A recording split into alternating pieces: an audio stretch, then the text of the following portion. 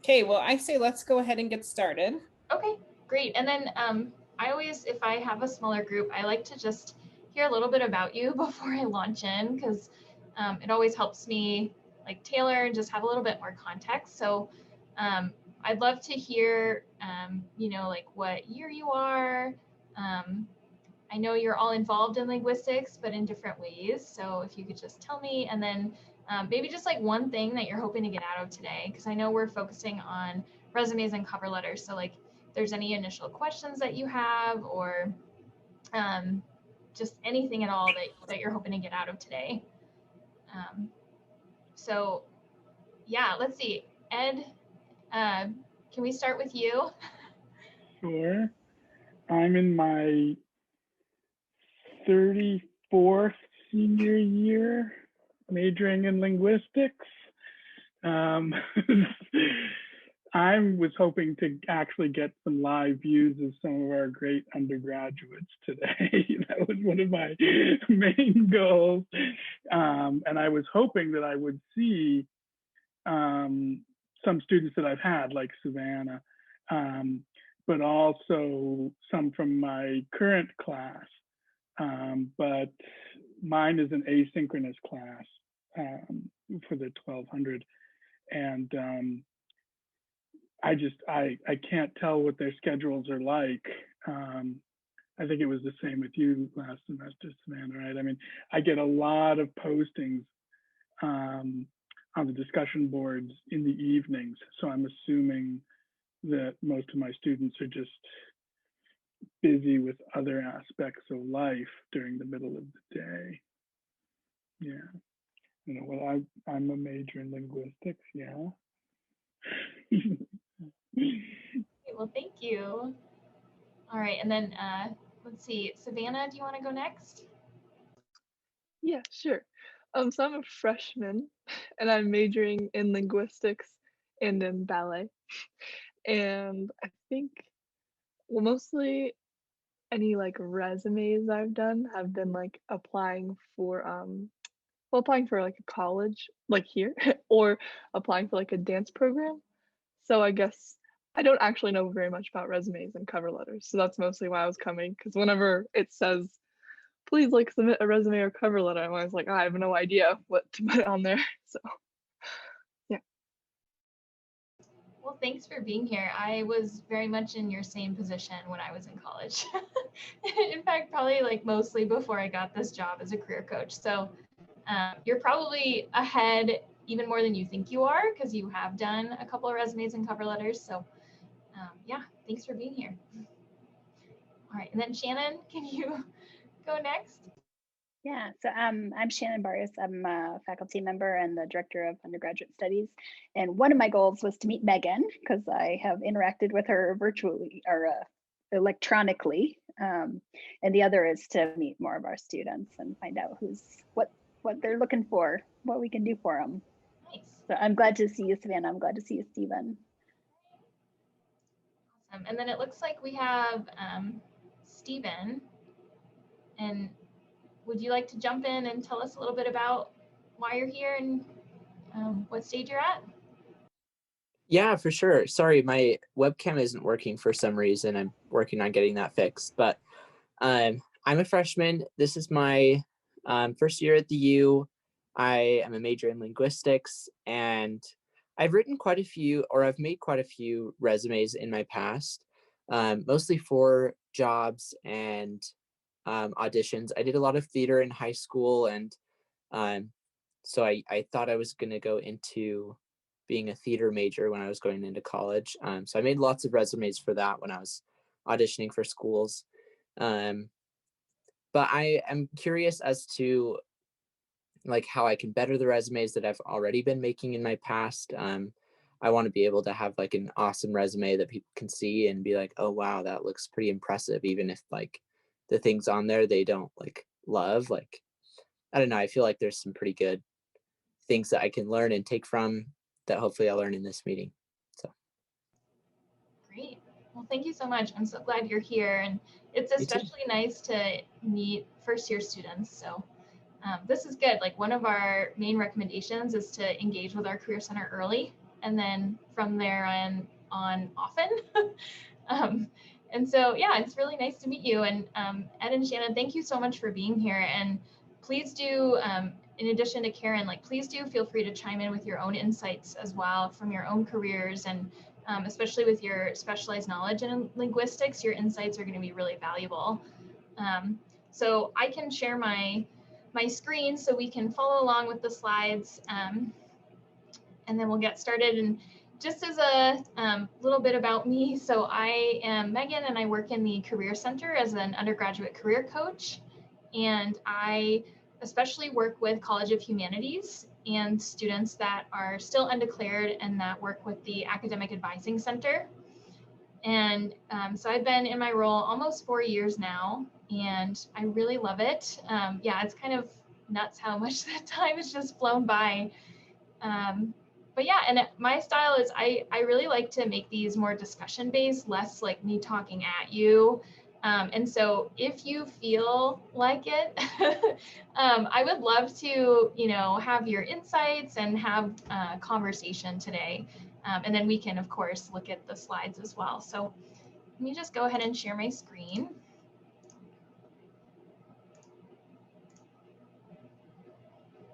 I'm going to switch the view.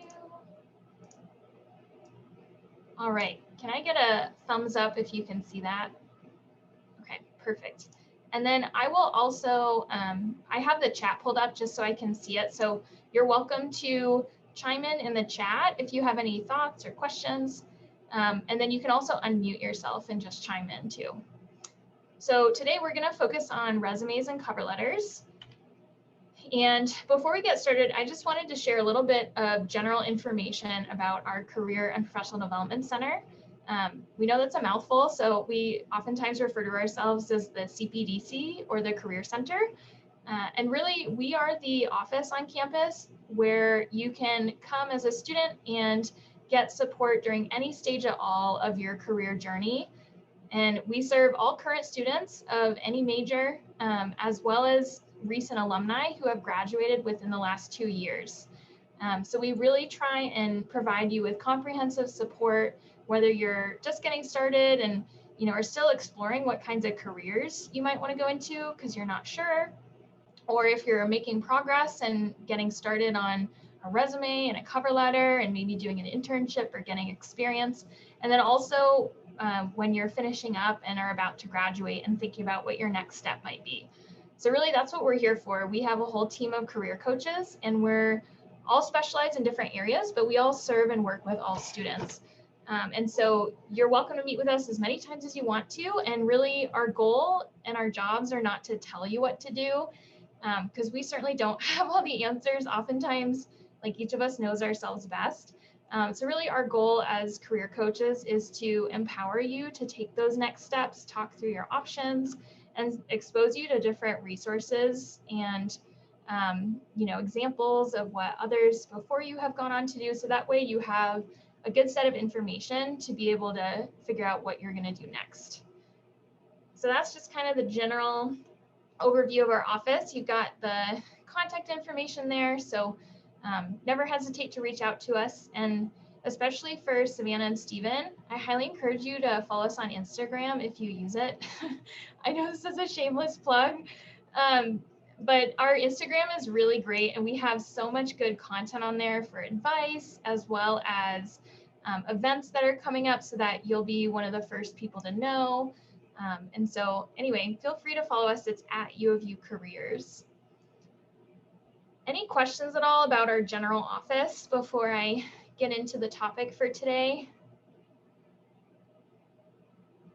Okay, perfect. All right, so I always like to see where is everyone now? And I know you touched on this a little bit with your experience around resumes and cover letters, but I would love to know if you could summarize your feeling about writing a resume or cover letter in one word. What would that word be? So think of like one word that represents how you feel about writing resumes and cover letters, and then just go ahead and type that in the chat for me.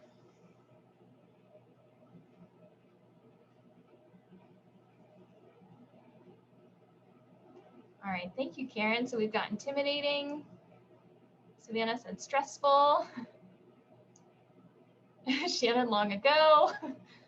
I hear you.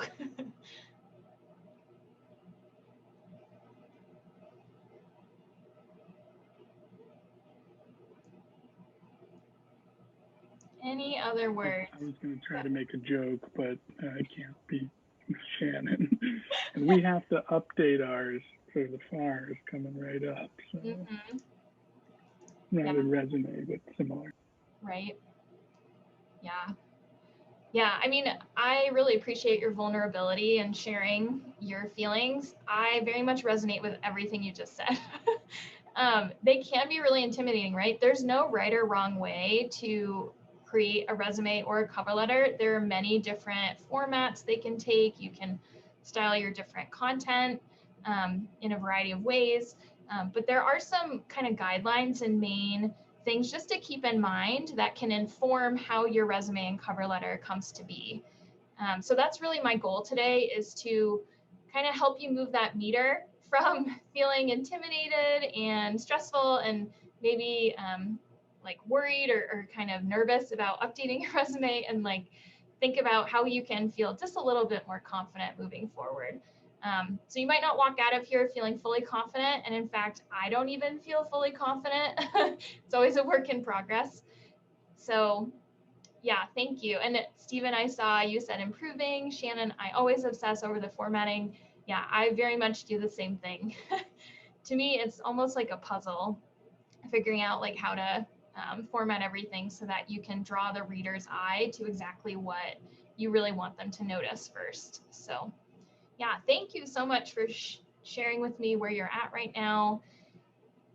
Okay, so we're going to get into these different topics today. So we're going to cover what is a resume and cover letter, really what's the purpose of both of the documents, what do they look like, what do you include, and then how can you improve them. And Stephen, I just saw your comment. I mostly worry about the words I put on there, like if they accurately reflect my experience. Yeah, that is a very good observation. I feel very similarly. Wordsmithing is something that will really take your resume and your cover letter to the next level. And we'll talk a little bit about how you can do that with kind of an informed approach so that you're not just throwing darts. So yeah, so we will definitely touch on that. Okay, so we're going to start with resumes. So I just would love to hear from you all, what would you consider to be the purpose of a resume? And I know this is a very basic question, so I do not mean to be patronizing in any way. It's really just a way for us to make sure we're all on the same page as far as how we understand resumes to get the conversation started. So what would you say the purpose of a resume is? You can unmute and share, or you can type in the chat.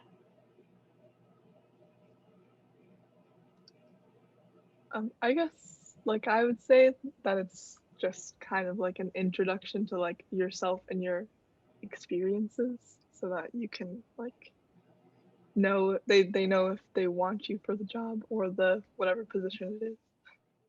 Yeah, Savannah, you did such a good job explaining that. Yeah, absolutely. Resumes are an introduction. The word resume in Latin means summary. And so it's really a summary or like a highlight reel almost of, you know, like your life experience and how what you've done relates to whatever you're applying for. So yeah, thank you. Shannon, thanks for sharing. It said, you said summarize experiences that make you well suited for something like a job or internship. Absolutely. Megan, one of the things I think a resume is kind of now that I don't think it used to be is it's like that, it's that document that like computers scan through to see if you have the right words for what they're looking for. And in some ways I feel like that's a little unfair, right? And trying to figure out what those right words are.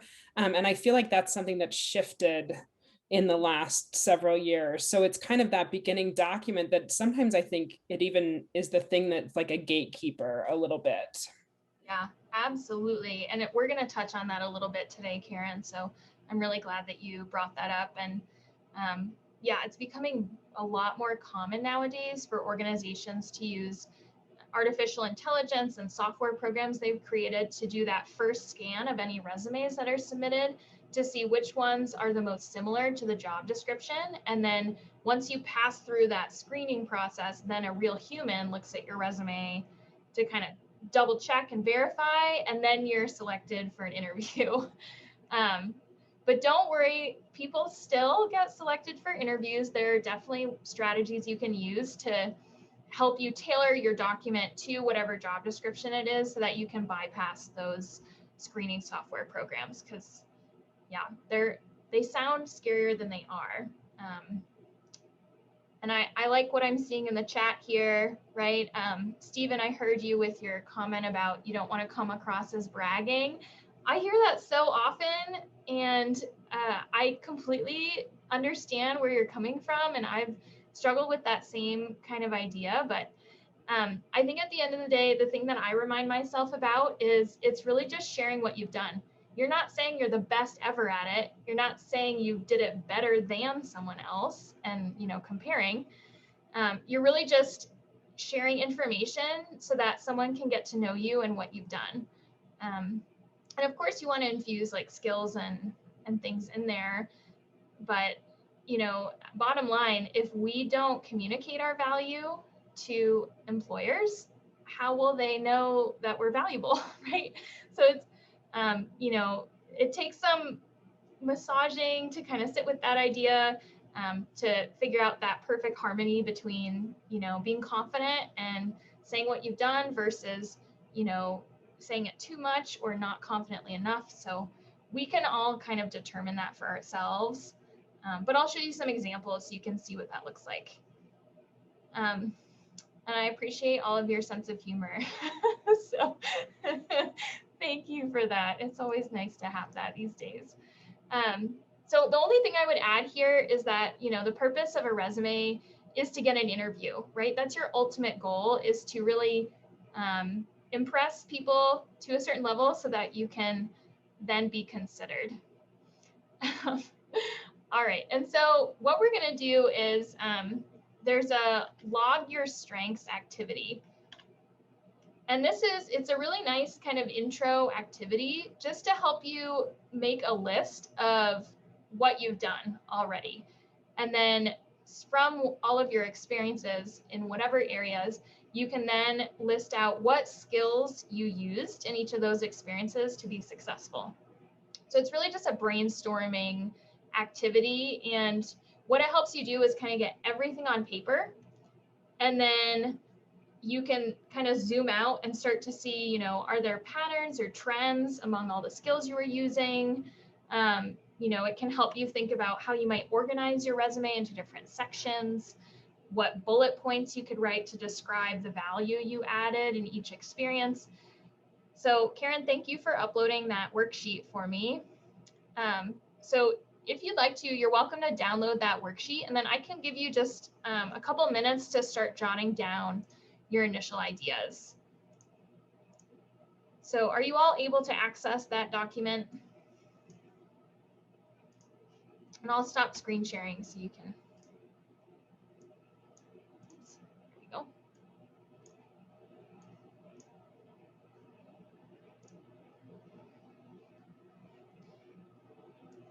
And then I'm just gonna screen share so that you can see it in case you're having trouble opening it, because you can always do this on a scrap piece of paper.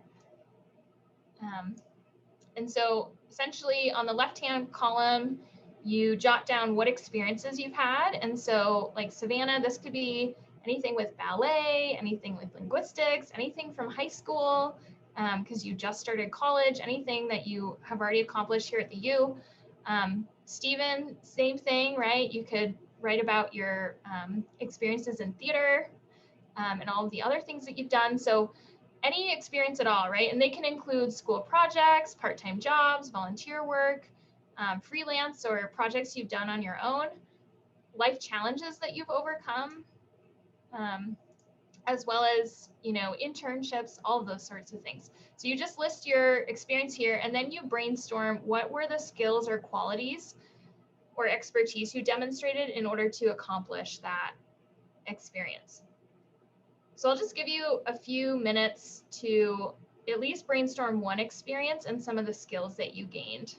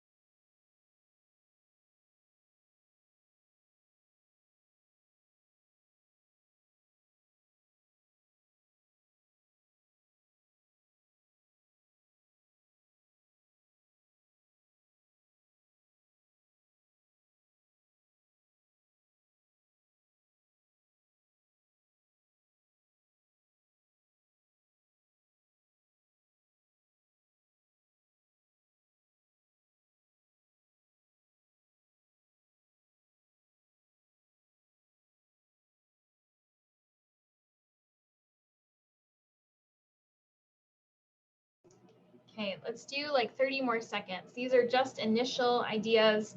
At least jot down the skills you used for that first experience you want to list.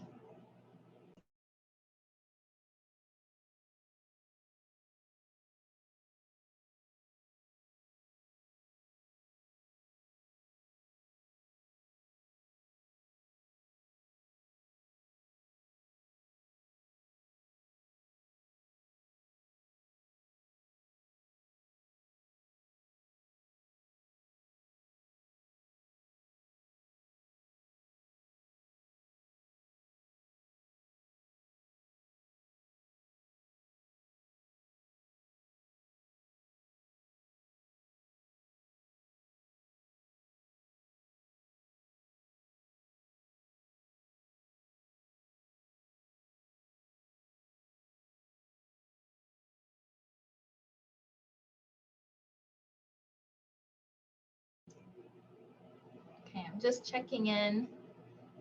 How are we doing? Savannah, I saw your thumbs up. Can I have one volunteer share what experience you listed and some of the skills you brainstormed?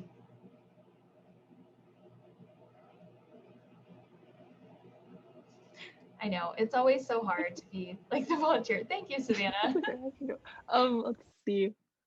I volunteered actually for about like 3 years. I volunteered at middle school and like coached their dance drill team. That's awesome. So that's one. Nice. But I think the skills that I used there are probably like leadership and like they're all like, you know, teenagers how they can be. So or like tweens, they're interesting. So Yeah. a lot of problem solving, and then I also had to do a lot of like I had like planning lessons and classes and stuff. Yeah, that's fantastic, right? Like that's all you need to do is just list the experience and then brainstorm all of the skills that you feel you used, right?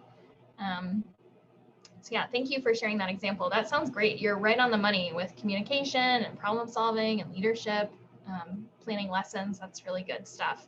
And it's especially good to know that when we talk to employers in any industry at all, right, no matter what you want to go into, if it's engineering or healthcare or education or anything in between, we see consistently that employers really want kind of the same skill set.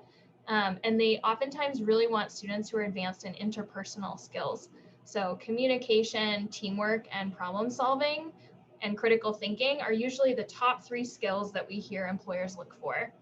And they don't really care so much or fixate on when you develop them or how you develop them, whether it was through volunteering or an internship or a part-time job. All they want to know is how you've used those skills in the past to be successful and how you could then transfer those skills to what they would be hiring you to do and how they'd help you be successful in that role. So yeah, so those are really powerful skills, Savannah. So thank you. Yeah, and so I always encourage everyone, you know, especially because it's so easy to forget everything we've done, right? Especially now, like a friend of mine said every day of the week feels like Blur's day. And so I've really attached myself to that phrase. I feel like you would all appreciate that, being linguists.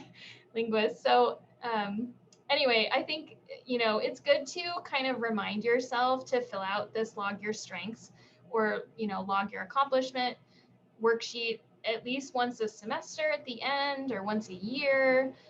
If you are really proactive, you can do it as you go. But I think it can be really hard to remember exactly what we've done and what skills we've used the longer we wait. And I'm speaking for myself now. Like, if you asked me what I did a year ago, I'd probably have to look at my Outlook calendar and be like, what was I working on then? I don't know. So anyway, so feel free to use this as a tool. If you have a different way of logging your strengths and accomplishments and experiences, you're more than welcome to use a different method. Megan, I really like that this gives you the suggestion of school projects or life challenges. Like, not everything has to be work, like an actual job that you're getting paid for. I love that idea. And those skills that you just mentioned, about communication and critical thinking, like those are big in linguistics. Meaning that, we use a lot of critical thinking skills. Linguists are really good critical thinkers and good communicators. And so that's really cool. But I love the idea of thinking about other things. Like, I think students going through COVID right now should have a way of being able to represent how well they adapted and things absolutely. too. And so I like that idea. Yeah, no, I couldn't agree more, Karen. I'm so glad you chimed in with that. Because I think, oftentimes when I meet with students, there's a lot of students that don't know what they want to do as their next step, right, in their career. And that's very common. And I empathize with that because I was a sociology major, and that doesn't directly translate into a certain career. It's a lot more open-ended. But I think sometimes I ask students, well, how did you decide to come to the University of Utah? Like, there's thousands of schools that you could have attended, right? And you had to kind of weigh your options, prioritize, make even, tough decisions to end up getting here, right? And at the end of the day, you made a decision and you're moving forward with it. It's the same thing with your career. I think it's easy to get stuck in indecision and kind of panic of well, what's the perfect choice for me? Or, what's the perfect job I'm well suited for? There isn't such a thing as a perfect job, at least in my opinion. I still have yet to be proved wrong on that. So, I think just reminding yourself that you have been resilient, especially in the pandemic, right? And you've been adaptable, that can really increase your confidence to approach, more difficult decisions that you'll face, especially with your career planning. So anyway, that's my soapbox. Okay, great. So what I'd love to do now, thanks for sharing, everyone, is kind of move into some of the more specifics of resumes. So when it comes to resumes, we have sort of 3 guiding principles that we recommend you keep in mind when designing a resume. So I'm going to pull these up, and then I'm going to have us look at a sample resume. And I'd love for you to just share your observations with me about what you're seeing. And then we can talk about some of the key things to include. So, these are the 3 guidelines that we recommend. So resumes should be concise, they should be accomplishment focused, and they should be tailored. So we'll get into the specifics of each of these, but I just wanted to give you a quick preview, and then I'm going to pull up that sample resume, and I can also share it in the chat so you can see it. And then what I'd love for you to do is just to take a minute or 2 and just skim this resume.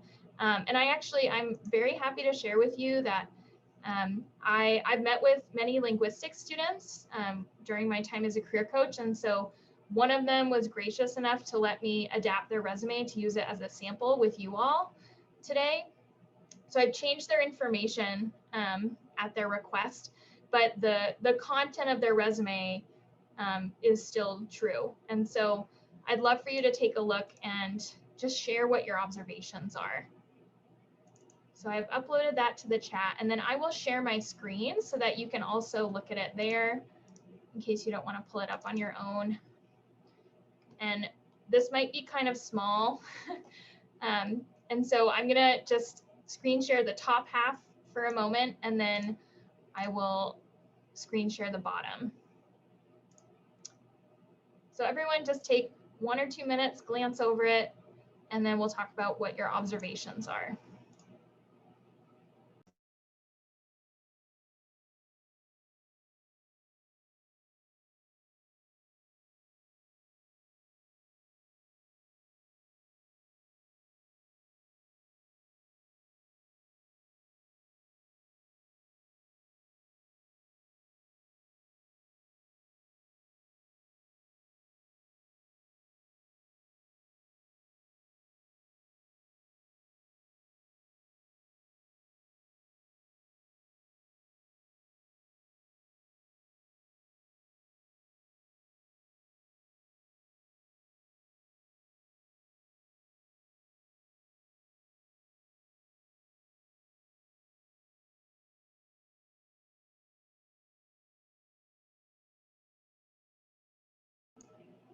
Okay, and I'm gonna scroll down so you can see the bottom half.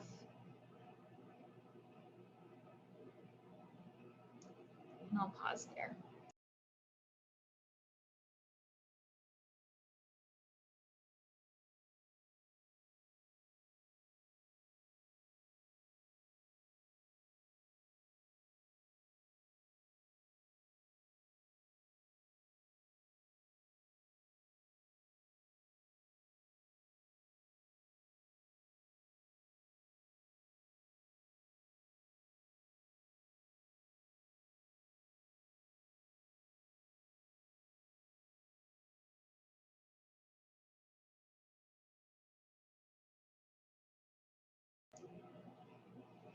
Okay, so take about 10 more seconds, and then I don't want to make you dizzy, so I'm going to warn you, but I'm going to zoom out so we can look at the full document. And I know it's really tiny, but I just want to make sure we can see the full page. And Stephen, I saw your question. We will definitely get to that in just a moment. So that's a really good question. So what are your observations? I'd love to hear what you think about this resume. Like, would you hire this person? What do you notice about the format, the content? I think the formatting is really nice. That's the first thing that always, like a poorly formatted resume or one that has any of the things that I spend all my time correcting, I find them really distracting immediately, and I don't look at anything else. So this one doesn't have that stuff. It looks like you can find information. Nice. And Shannon, can I challenge you? Can you tell us like a specific example of a formatting technique you think that helped? Like the headings for relevant projects in education and professional experience. Mm-hmm. The bulleting for the individual like pieces of information, I think are effective. I like that the name's really prominent at the top. Awesome. Thank you so much, Shannon. You're hitting on a lot of good pointers here. And Karen, I see your comments there too. Formatting is most important to me, and this looks nice. Spacing to separate the sections. Yeah, absolutely. Other thoughts? I think it's like pretty easy to read, like really well organized. Like I feel like it has all the information that someone might ask about, I guess. Mm-hmm. Yeah. Great. I like that there's relevant coursework under the education part, because as I've thought about like taking the classes that I am taking, I've always wondered like, how can I put that onto my resume of like, okay, I majored in this, but I also took classes in this and this, although it wasn't my major. So this is kind of eye-opening to see like I can also put in relevant coursework, even though if it wasn't like directly part of my major. Yeah, absolutely. I think relevant coursework is a great section to consider including in your education section, because it helps, especially people who aren't familiar with your major or like the specifics of what you study. It can really help them understand what in particular you've been studying, what areas you specialize in. So yeah, so I'm always a fan of relevant coursework, and you don't have to be this detail oriented. You can even just include the name of the course rather than also elaborating on what skills you are using. But I think this is a great strategy, especially if you think, you know, like the average HR person reading your resume might not know what that course means necessarily. Ed, I saw you raise your hand. Feel free to jump in. Yeah, I wanted to follow up on that, what you were just saying a second ago. Like when I look at a a resume like this, I understand what's going on in those specific classes. So I get the information. But I wonder if rather than like for intro to syntax, master binding theory, ex part theory, and movement, et cetera, talk about the underlying skills that came out of those classes. And the same would be true with phonetics and phonology, actually for all of them. Just aim at the skills, you know, analyze complex data to see its underlying patterns, you know, presented analyses of those complex data sets. Maybe even just summarizing all of them with the skills that came out of the particular classes. It's just a thought for me, because not every linguistics major ends up in a job that understands what ex-part theory is. Do you, Megan? No, I mean, you know, I kind of just assume that like these are industry specific or linguistics specific areas of knowledge or programs, you know, and for some context for you all, this student particularly was applying to an organization that specialized in linguistics. And so they had tried to tailor their resume for that audience. But I completely hear what you're saying, Ed, and I couldn't agree more. I think it really just depends on who your audience is, right? And like what organization you're applying to and even what role. Like if you're applying for something in marketing, for example, right? That's not specialized in linguistics. You would absolutely be able to talk about your transferable skills that you've gained and, you know, your ability to analyze and solve problems and, you know, break down like complex ideas into small digestible pieces, things like that, because that could help any sort of marketing firm as far as, you know, making sure that the end user understands what they offer. So it's really all about tailoring it for your audience. So yeah, thanks for your comment there. Yeah, Karen, I love your comment there, right? You could see this working well for doing some natural language processing where knowing specific syntax and phonological processes could be helpful. Yeah. All right, well, so I am going to stop sharing this and then I'm going to pull up the slides again just to summarize some of the main components that we saw in this resume, and we'll go from there. And Stephen, I haven't forgotten about your question, so we will definitely get there in just a moment. Okay, so I'm going to pull this up again. For some reason, it always defaults to the presenter view, so swap that out. All right, so that first recommendation was to have your resume be concise. So Stephen, to your question, typically we encourage students to keep their resumes to 1 page or 2 pages maximum. This is very different, like for those of you that are faculty and you have CVs, probably those are many, many, many pages. So that kind of guideline doesn't necessarily apply. But when you're creating a resume, the important thing with being concise is to make sure that your resume is easily skimmable in about 4 to 5 seconds, because that's the average amount of time that most of us spend quickly reading a resume just to get the main information. And so let me show you an example, right? These are 2 resumes side by side. Can you just type in the chat for me? Do you prefer resume 1 on the left-hand side or resume 2 on the right?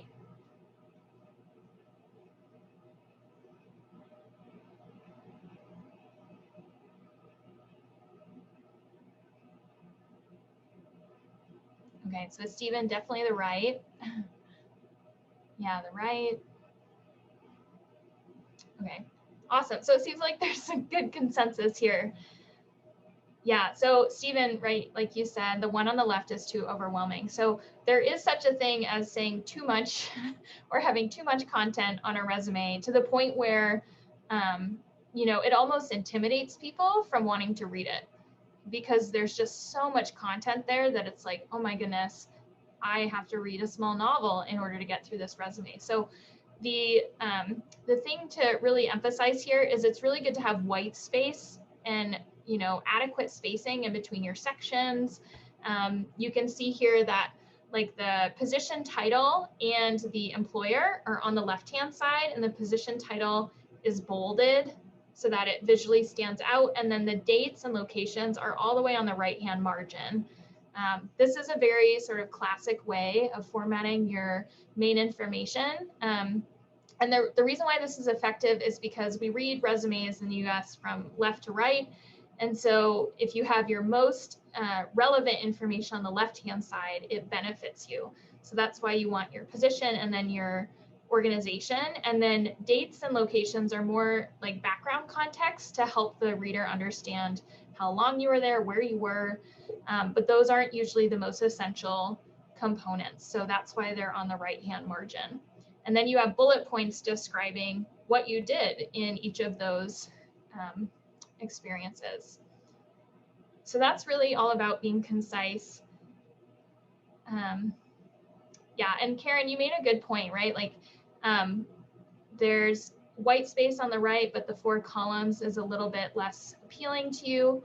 Yeah, absolutely. So like there's definitely pros and cons to this. I think, you know, with formatting, just the main guideline is it easy to read, right? Like if you gave someone 5 seconds to just quickly look at your resume, would they be able to get some of the main highlights in that time? Okay. So as far as sections go, you always want your heading, which is really your name and then your contact information. And I see a lot of resumes where they have contact information stacked. So they'll have like their city, state, and then underneath it is the resume, and then underneath is their phone number. You can spread that all across just one line to save space. So that way you can really use the rest of your resume strategically to you know, represent your accomplishments. We also encourage you to put your education there. Oftentimes for student resumes, this is one of the first, if not the first section on your resume.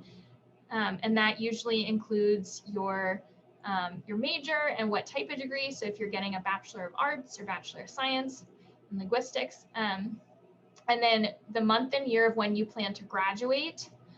And then you can also include any scholarships or honors if you've made Dean's List, as well as relevant coursework in your education section.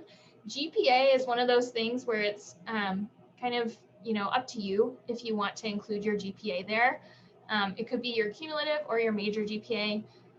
For some industries, it is more or less required, like for engineers, engineering students, they almost always have to include their GPA. But for other majors and industries, it's not always a requirement. So it's really up to your discretion on that. And then your experiences, right? You can have any professional experiences you've gained, like part-time jobs, full-time jobs, internships, but that also includes any volunteering, any student leadership or extracurriculars, any projects that you've done, right? So it's a pretty all-encompassing section. And then there's, of course, additional sections you can include. Like you can see with the one here, they have a technical skills section for the resume on the right-hand side. And this just helps the reader to see that this person has proficiency in these different software programs, so that they know that they would be able to use these programs for the job they're applying for. So those are the section basics. And then for formatting, these are, again, just general guidelines, but usually your margins, you just want them uniform across your document, anywhere between 1/2 inch to 1 inch. Font size is usually 10 to 12, so 11 is a happy medium. And then just use common font. So I think this is really important. You can choose whatever font you want. The sample resume we looked at before used Garamond. which is a really good font to use if you want to include a lot of content and have like a font on the smaller end. I've used that for myself. But yeah, use a common font so that way if someone were to download it with just like Microsoft Word or some other common word processing program, it wouldn't come up with a bunch of unreadable text. And also you want to choose a font that is more or less easy to read. And then we always recommend avoiding using templates. Microsoft Word has a bunch of templates. You can find tons of templates online. I would say that typically templates waste a lot of space. They don't use the space in the most effective way. Usually you see like a whole column just with your contact information. And then you have a second column that's shrunk where you list like a few of your experiences and maybe you get like half a bullet point in, right? So it kind of depends. I mean, it really is up to your discretion. We're not saying like no templates at all, because of course, you know, there's always exceptions here, but I think if you're especially getting started, our office ironically does have a template that we've created. It's just in Microsoft Word, so you can fill it in with your own information. And I'm just going to upload that in the chat in case you want to download it. And then you can use it as a guide.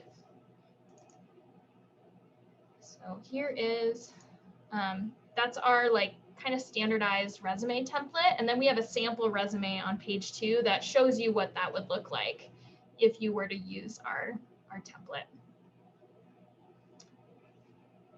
Okay. And then we have accomplishment statement. So that was the second guideline that we recommended. And so accomplishment statements is the format that you want to write your bullet points in for each of your experiences. And accomplishment statements have kind of 3 parts that we recommend. So the first part is having a strong and specific action verb to describe what you did or what you accomplished. The second part is details, and especially details that you can quantify with numbers, how often, giving examples. And then that last part is really the result or the impact or how you accomplished that action. And so it's basically saying like, why should we care that you did that action, right?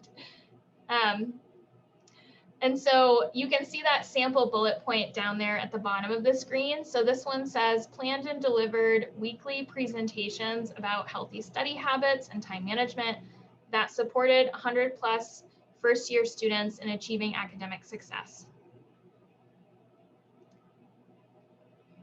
So, and I see the comment in the chat, I don't have enough context to know what that means, but hopefully you all do. That was for Savannah and Stephen. They know what I'm talking about. That's good. Yeah, and I do want to say here, this is just one approach that you can take to writing accomplishment statements. The key thing here is when you're writing your bullet points, don't just write your job responsibilities or duties, because anyone who's ever had a similar role or that role would probably write the same thing, right? So like if you were a server at a restaurant, the job responsibilities would be taking orders, serving food, running the cash register, right? Like those are all kind of rudimentary responsibilities, but an accomplishment statement is really how did you excel in that role? Like what particular interpersonal skills were you using? Were you, you know, patiently supporting customers? Were you friendly and welcoming to provide excellent customer service? How did you work with your team members who were additional servers, right? So it's kind of taking it to that next level of what skill set were you using to do really well for that experience. And this does take some practice sometimes. So if you do want to practice writing an accomplishment statement, you need support. That's what we're here for as your career coaches. Okay. And then we're going to move into cover letters. I know that last guideline we recommended for resumes was tailoring them. You do want to tailor both cover letters and resumes. So we're going to touch on that at the end of our time today. But I haven't forgotten, I promise. Okay, so we're going to shift gears. So that was resumes. So we're going to move to cover letters now. So similar question to what we started with resumes. What's the purpose of a cover letter? Or what even is a cover letter? How would you describe it? Is it kind of like, I'm not really sure, but is it kind of like like why you might want to be in that position, or like what you might bring to that position? Yes, that's spot on, Savannah. Yes, both of those things, right? Like why you want that position or to join that organization, and then what value you could bring in that particular role. Yeah, great. Stephen, I saw your comment. I'm so jazzed that you're excited. I almost never hear that students are excited to talk about cover letters, so that's very, very awesome. Anyone else have thoughts on the purpose of a cover letter?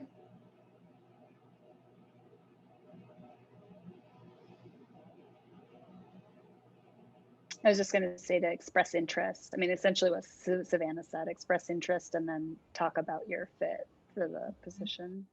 Yeah, absolutely, Shannon. Thank you for that. And that's a perfect segue. So I'm going to show you, these are the common guidelines we recommend that you follow for writing cover letters. So typically when you write a cover letter, you want it to answer these 3 questions. So first is, can you do the job, right? So that's more or less like, do you have the requirements and the skills and experience necessary to be able to perform that job?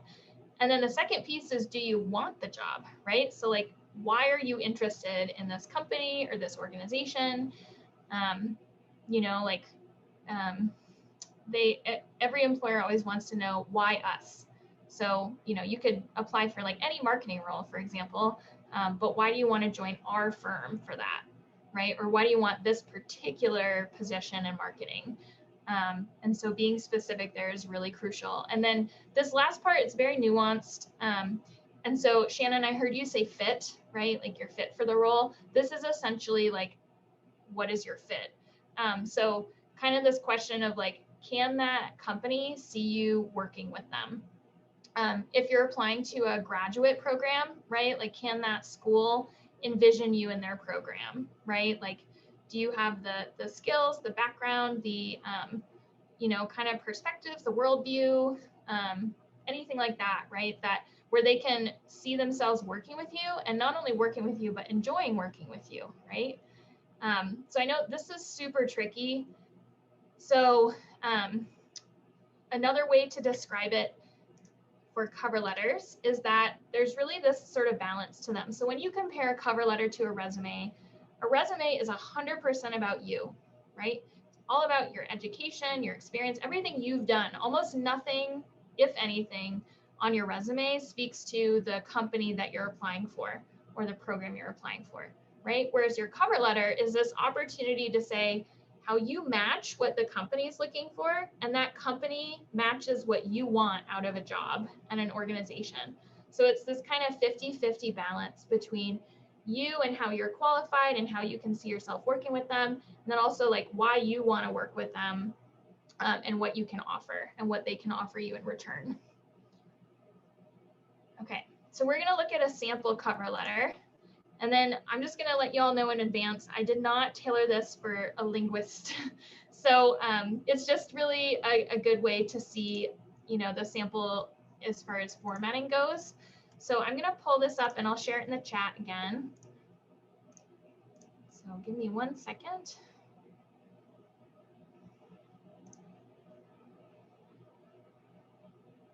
Okay. So I just attached the sample cover letter to the chat, and then like I did before, I'll share my screen so that you can see it. And then again, I would just love to hear what your observations are about this cover letter. So I'm going to start with the first half like I did before, and then I'll scroll down to the second half.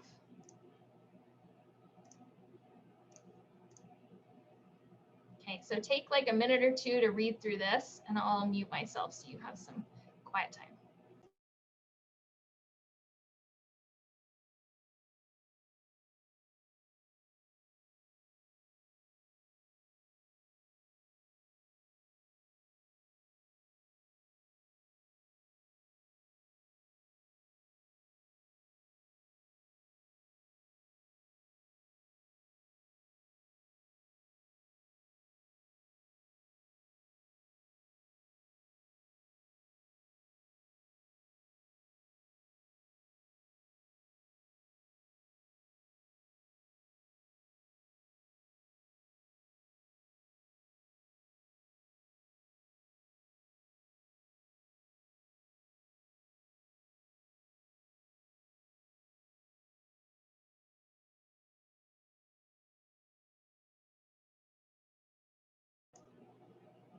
then I'm going to scroll down to the second half.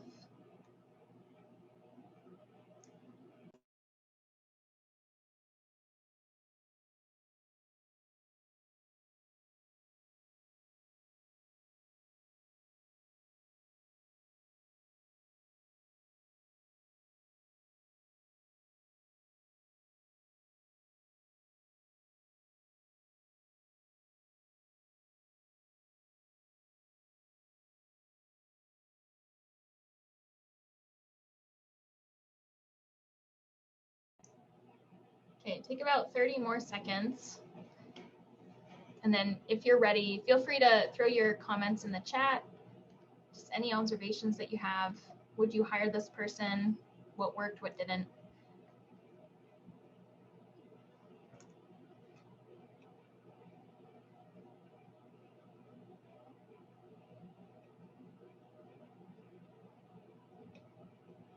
Okay, and then I'm going to zoom out again.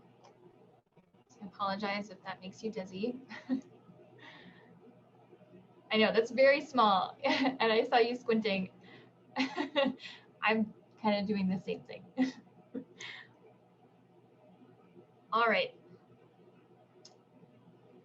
So I would love to hear what your thoughts are. So feel free to plug your thoughts into the chat, or you can unmute and chime in.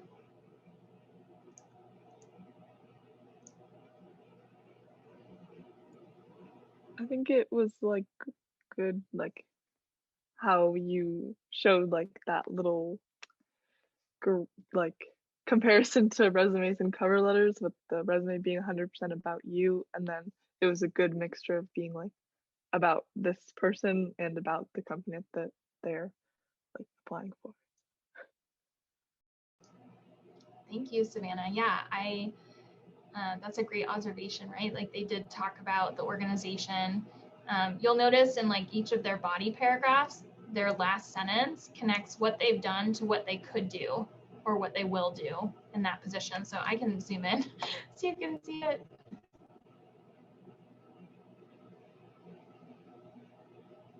Right, so there's that sentence, there's this one, right? Like this is what I'll do for your organization to help you achieve your goals, right? And then they also say up at the top why they like your organization in the first place, right? Like why they're applying.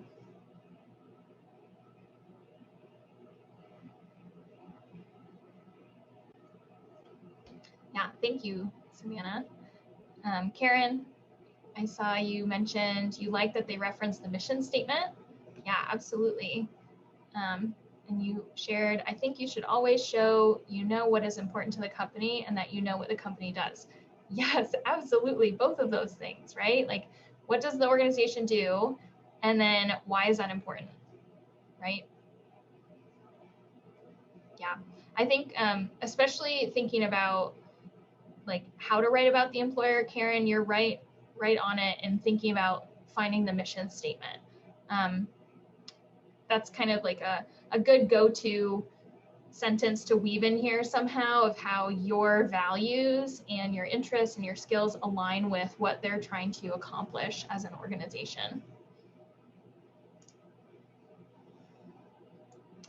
Any other comments about format, content? And you're totally welcome to say, I hate this, like this is a bad cover letter. Yeah, right? So yeah, Shannon, you said you found it a bit long, you didn't love it. Yeah.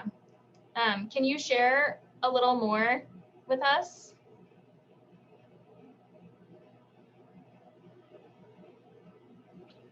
It might be that I'm unfamiliar with the like the specific area, but it didn't resonate with me like as quickly as I don't know, I guess typically the cover letters that I've seen again have more bullet points and things like that, and they're quite a bit shorter, maybe a couple paragraphs instead of several. So for me, this seemed a little bit long and less focused. I don't know, but it might be that I'm not the audience that it's trying to resonate with. Yeah, no, I think all of your comments you just made there are really valid, right? I I think like, you know, the tricky thing about cover letters is the formatting can vary so much more than a resume. I think, and that's my personal opinion, is that like some of us prefer shorter cover letters, some of us prefer bullet points, some prefer paragraphs, some prefer long, some prefer short. Like it's kind of just a roll of the dice sometimes, to just hope that the style you've written your cover letter in will resonate with whoever your audience is, right? And so yeah, I couldn't agree more, Shannon. And there are different styles of cover letters, and I'd be happy to even share a couple other examples that have very different formats that even do include bullet points, because we do see that as well. So this is just one example here. And then yeah, Stephen, you asked if I've ever hired people. Yes, I've been on lots of search committees. So I've read a lot of cover letters, and I will say, so like the number one thing to make sure you don't do, which unfortunately I have seen, is make sure you get the name of the company correct.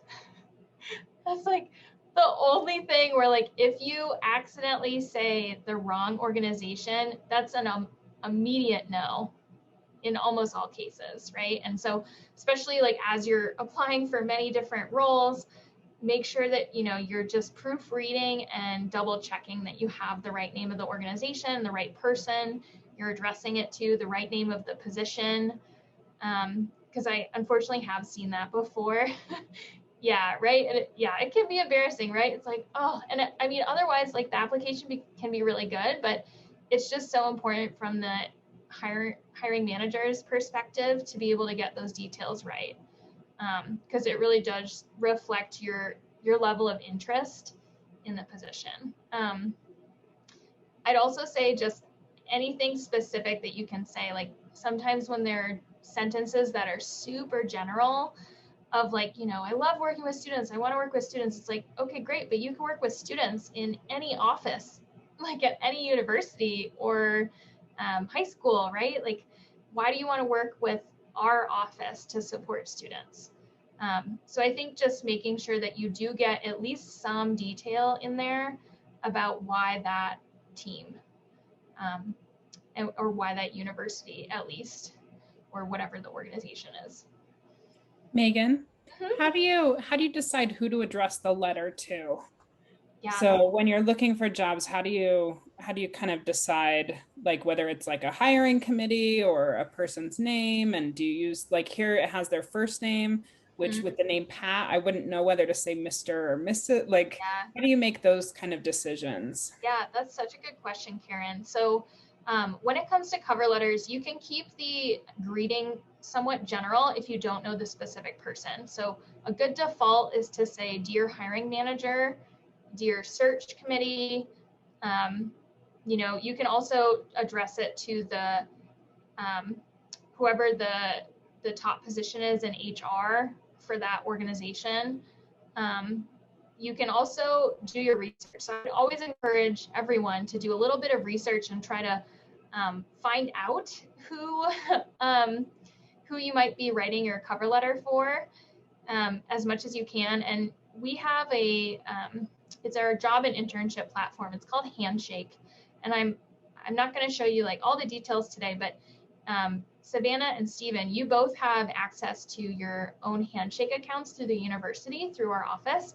And there's a resource in there called Career Shift that has a contact search. So you can search by company name. You can also search by first and last name.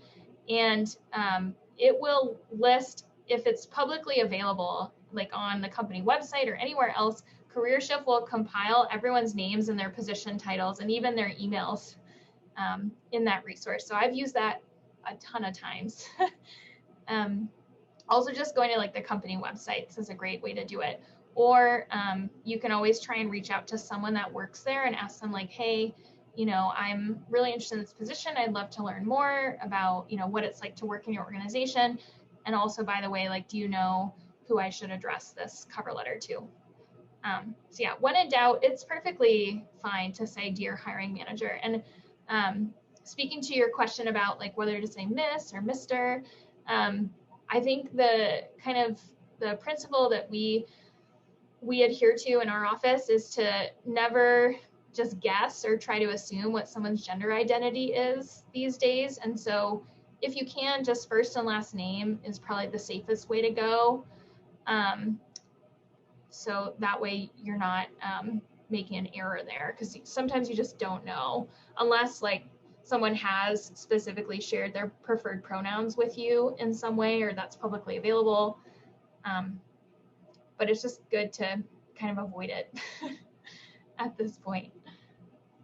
And Ed, I saw your comment there, so thank you. I'm just reading through it. Yeah, concise, genuine statements about knowledge of organization. Yeah, always better than generic enthusiasm. Yeah, I would absolutely agree with that, right?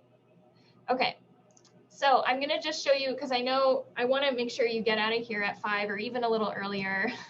I know it can be draining to be on more than an hour-long engagement over Zoom. So I'm gonna just walk us through the last couple bits about cover letters, and then I'm happy to stick around and answer any questions that you have. Okay. All right, so as far as cover letters and formatting basics, oops, 1 second. Okay.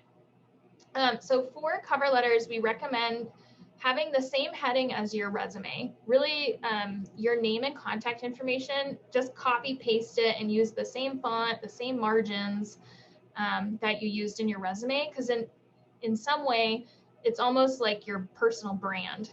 And so if you have your name listed the exact same way as your resume, it's clear to the hiring manager that your two documents go together. So that's the first recommendation. The other one is business letter format. So you may have noticed in the sample cover letter that the author wrote the name and the address for the organization first, and then they had their date, so just whatever day you apply, and then they have, you know, their greeting, the body, and then a salutation at the bottom. So that's kind of standard format. I have you know, gotten comments from people saying like, well, I've never written that format and I've still gotten hired. And so that is still definitely possible, but I think, you know, when you do write in a business letter format, it just helps to show employers that you, you know, you understand what a cover letter is and how it might be different than like a standard email. So it's not a hard and fast rule, it's just a recommendation. And then you do want a specific address for where you're applying. Okay. And then as far as paragraph structure, so in your opening paragraph, we always encourage having a hook. So I think the sample cover letter, I'm just going to pull it up for myself on my second screen here so I can read what it said. But the first sentence said, I first discovered that a passion for news ran deeply for me during my internship last summer at CNN. So they included quite a bit of information just in this first sentence, right? It wasn't cut and dry of like, I am applying for this position at your organization, right? Like that's kind of the typical sentence you might see. But it's really good to try and, you know, draw someone's attention in by including a reference to a, you know, a previous experience you've had, your interest in the organization or in that industry, just something a little bit more personalized.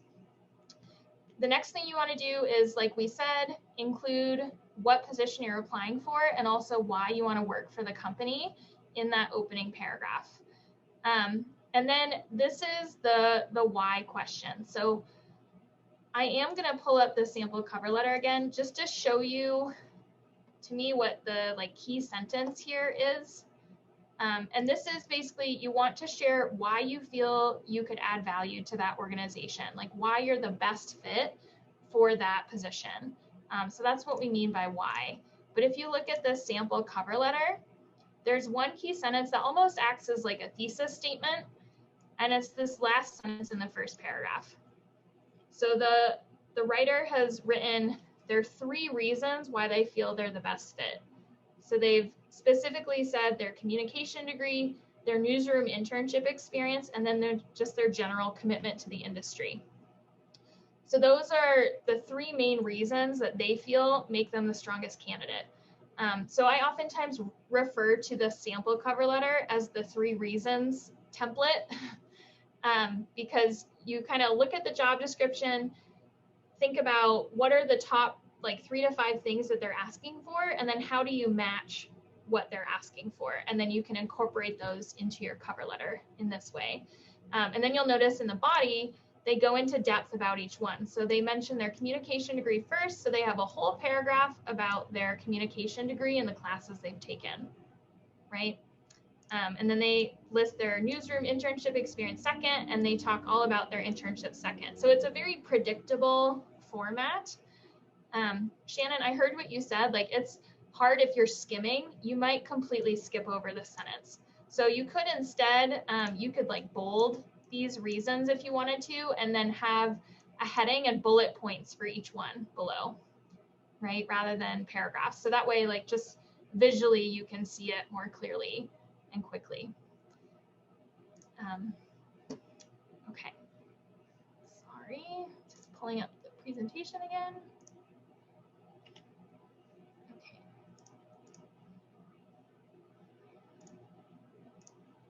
All right, and then in your body paragraphs, you want to say what you did, how you did it well, and especially those skills. So this is where that worksheet we did before of the log your strengths really comes in handy.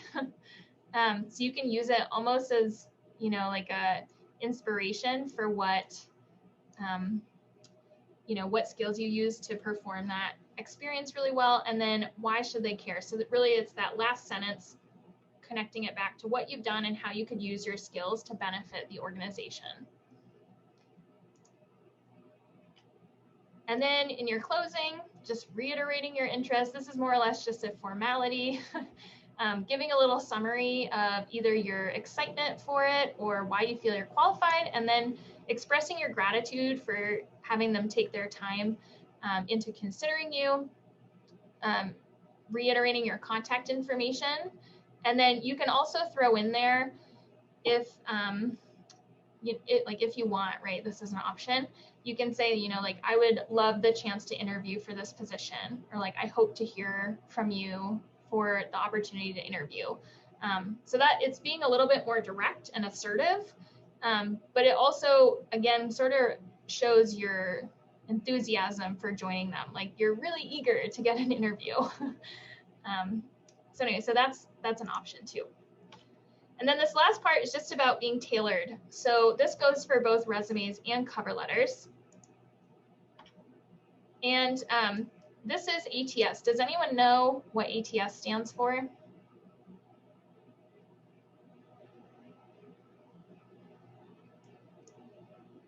Okay, I'm going to type it in the chat. So ATS stands for Applicant Tracking Systems. This is the name for the software programs, the artificial intelligence or scanning software that we mentioned earlier. So Karen, again, you were right on it.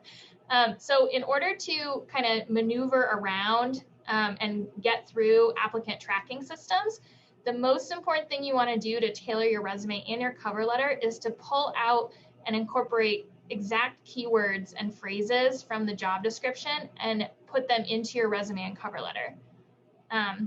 So essentially, the more keywords you have in common between your resume and cover letter with the job description, the higher percentage score they will give your documents. So like they'll give you like an 80% match. And typically if you're like 70, 80% or higher match, then you move on to an interview.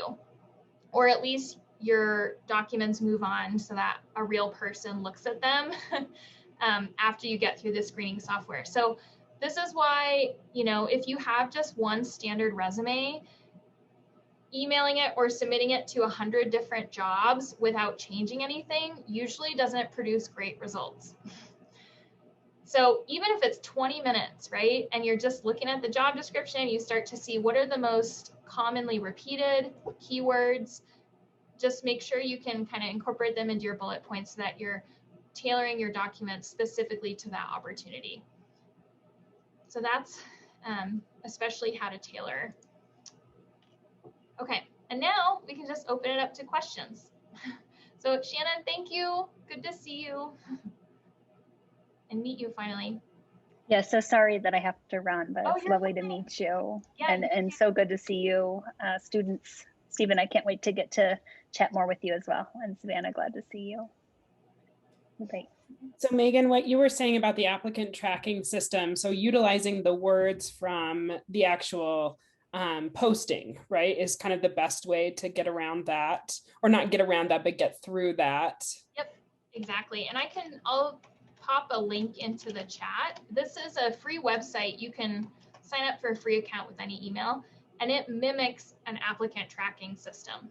So you can actually copy paste your resume contents and then copy paste a job description and scan them together, and it will give you your score, and it will even identify specifically what or how many keywords, the keywords that were most referenced in the job description and how many times they were listed, and then they'll compare that to how many times you included them in your resume.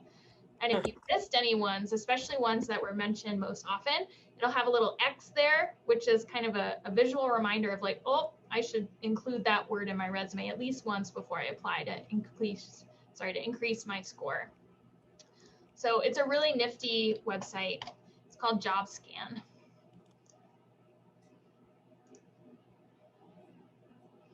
Yeah, and I know it's a headache. It's such a pain these days to like try and get through the screening software so that you move on to a real person. We won't get into this today, but this is why networking and knowing people is so important. So Savannah and Stephen, I highly encourage you, make relationships with your faculty, get to know your classmates, get to know employers, get involved in different experiences so you're meeting people, because that's oftentimes how you can completely bypass those tracking systems, and you can say, you know, like, hey, so-and-so, you work here, like, I'm really interested in this position. I'd love to learn more about it. And also, like, could you put in a good word for me with the hiring manager, right? And you can even mention that you spoke with them in your cover letter. I've done that before to help you stand out.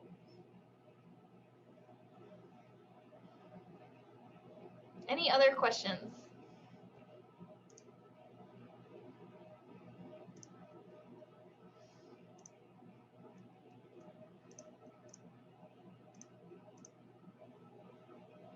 That's all really helpful information, Megan. Do you have a question, Savannah? I think earlier, I don't know if you touched on this, but I remember seeing that Stephen put in the chat something about CV, and Oh yeah, no, thank you so much for the reminder. And Stephen, I'm sorry I missed your question. So CVs they stand for curriculum vitae, and they're really, they're almost like resumes tailored for academic related positions. So if you are a faculty member, or like if you aspire to become a professor, you would need to create a CV. And the main difference is that it's almost like everything that you've ever done, like presentations, publications, research, projects, teaching assistant positions, like anything at all related to academia, you want to include in your CV, and it's often pages long. Some of the formatting principles overlap.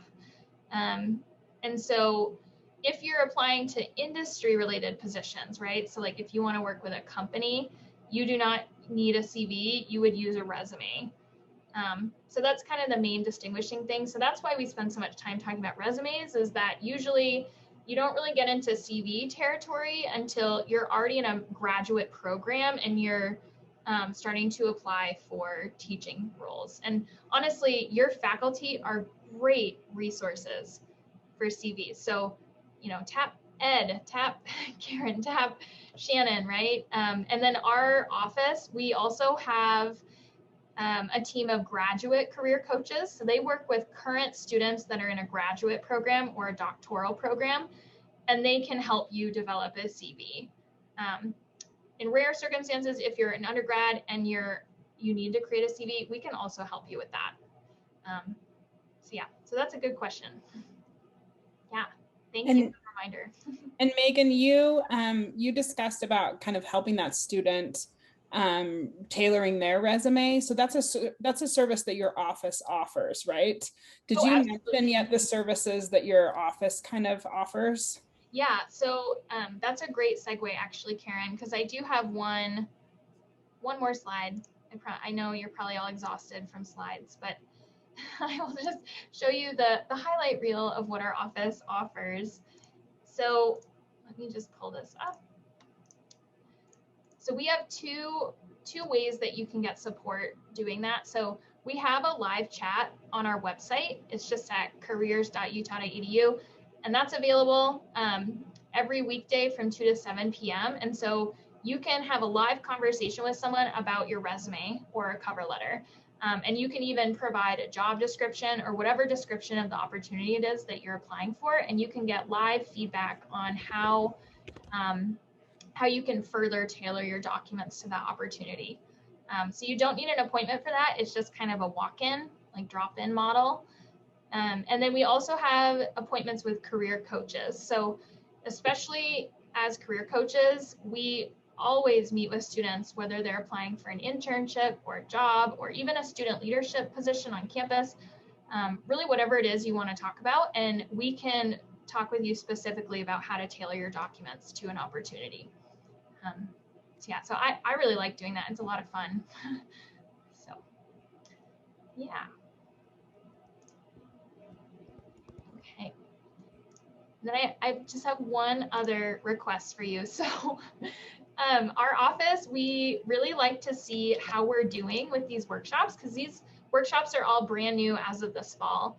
And it's really important to us that you give us honest feedback on how we do on these workshops, if the content's relevant, how the presenting was, because your feedback helps us improve every time. So I'm going to pop a link into the chat, and then especially Stephen and Savannah, if you could just take a moment or two to fill this out. It's a really brief survey, but this will help our office have assessment data related to how we're doing so we know what we can work on. And it is anonymous, by the way. So you could chew me apart and I would have no idea.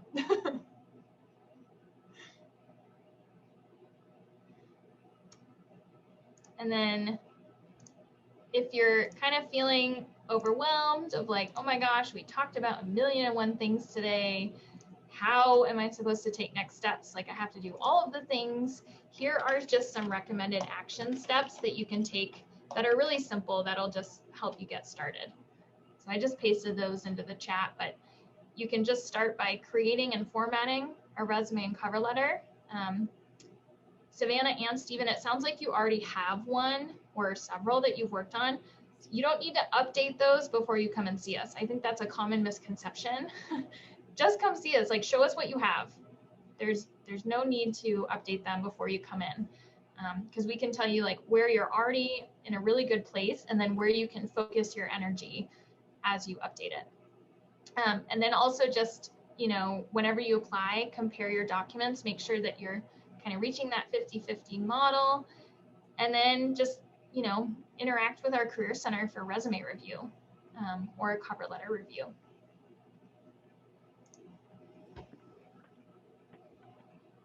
Oh, Stephen, thank you. You've been great too. Thank you. I know it's sometimes hard to engage when you don't have a video, so thank you especially for sticking around. This was really, really helpful, Megan. I really appreciate it. And excuse me, Stephen and Savannah too, there is a recording from last semester about the internships with Ned as well. So you can go back and look at the fall, excuse me, the fall events, and there's a recording from the internship event too. So if you're looking for something like that, I really, really appreciate your time, Megan. And I hope, Stephen and Savannah, that you guys will take advantage of using the Career Center. Really, your fees pay for a lot of stuff that we do at the university, so you're paying for it. So use it while you're there. Yes, and I promise you, I hear this all the time. Students are like, well, I don't want to bother you. And it's like, you're not bothering me. Like, you bring joy to my role. Like, this is literally why I'm a career coach, is because I love interacting with students. And even if you have like no idea what you want to talk about or why you want to come in, just schedule a career exploration appointment and we can just start with where you're at. You know, like, just don't wait, right? Like, I mean, you can make an appointment for tomorrow if you really wanted to. And so I will also plug in my email into the chat. So if you would like to reach out to me personally, if you have any other questions or you even want to schedule an appointment, please reach out anytime.